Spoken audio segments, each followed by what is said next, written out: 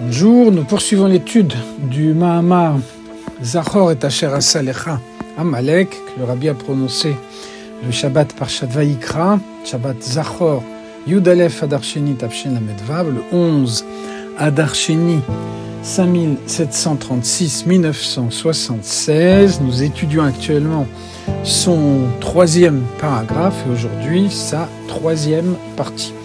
Nous avons vu que la personnalité de l'homme se décline entre son intellect et son action concrète et que justement toute la supériorité de la compréhension, c'est le fait qu'elle conduit à l'action concrète. C'est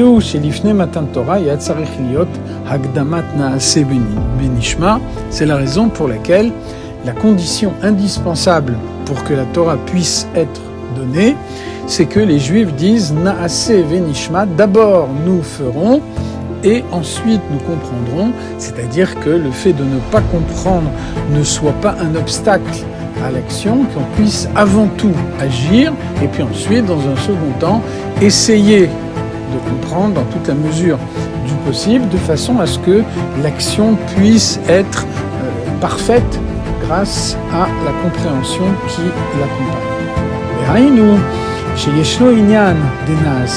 Ça veut dire qu'avant tout, il y a l'action concrète, c'est le premier engagement qui est demandé, qui est indispensable pour que la Torah puisse être donnée. Kiyuma mitzvot ma'asiyot, dans la pratique concrète, il faut mettre en pratique les mitzvot. Et ensuite, yeshno ha'inyan de nishma, il y a le nishma, havana ve'asaga, le fait de comprendre. Donc c'est bien ce qui était expliqué au préalable, c'est-à-dire le fait que la personnalité de l'homme tourne autour de ces deux pôles. Il y a d'une part la compréhension et d'autre part l'action. Donc c'est bien à ces deux domaines de la personnalité qu'on fait allusion, puisque l'un est désigné par Naaseh et l'autre par Nishma. Mais on voit que non seulement les deux sont nécessaires, mais en plus il faut que Naaseh soit avant Nishma. C'est également une des conditions nécessaires pour que la Torah puisse être donnée. L'engagement d'agir concrètement doit précéder la compréhension, même si cette compréhension est indispensable. Ça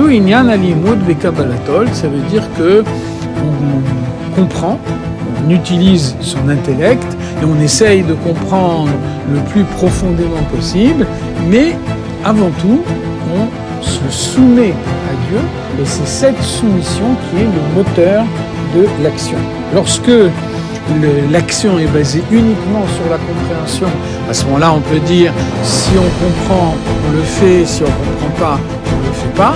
En revanche, lorsque l'action est basée sur la soumission, ça veut dire que l'action est présente en tout état de cause, mais que par la suite, il y a également la compréhension et que la compréhension permet de donner à l'action une dimension supplémentaire qu'elle n'aurait pas si elle était basée uniquement sur la compréhension.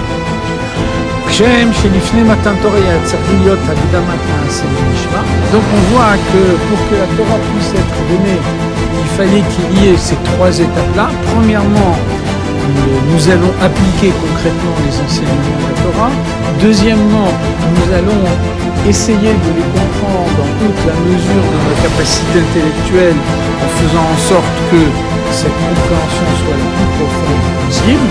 Troisièmement, le Naaseh passe avant le Nishma, ce qui veut dire que le moteur de l'action, c'est la soumission et non la compréhension, même si par ailleurs la compréhension est indispensable.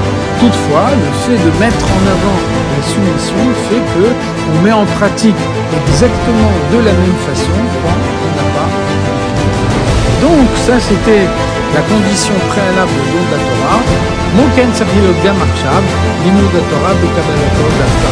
Et donc de la même façon, à l'heure actuelle, quand on étudie la Torah, il faut l'étudier avec soumission, c'est-à-dire l'étude ne doit pas être envisagé uniquement comme une activité intellectuelle, même si on se sert de ses capacités intellectuelles et on les utilise pour pouvoir comprendre le plus profondément possible, mais malgré tout, dans l'étude, il y a avant tout la soumission, c'est-à-dire qu'on a conscience que ce qu'on étudie, c'est la volonté de Dieu, c'est la sagesse de Dieu, et donc les raisonnements qu'un homme peut construire ne permettent pas de remettre en cause ce qui est la sagesse de Dieu. Donc de cette façon-là, on peut introduire la soumission à l'intérieur de la compréhension.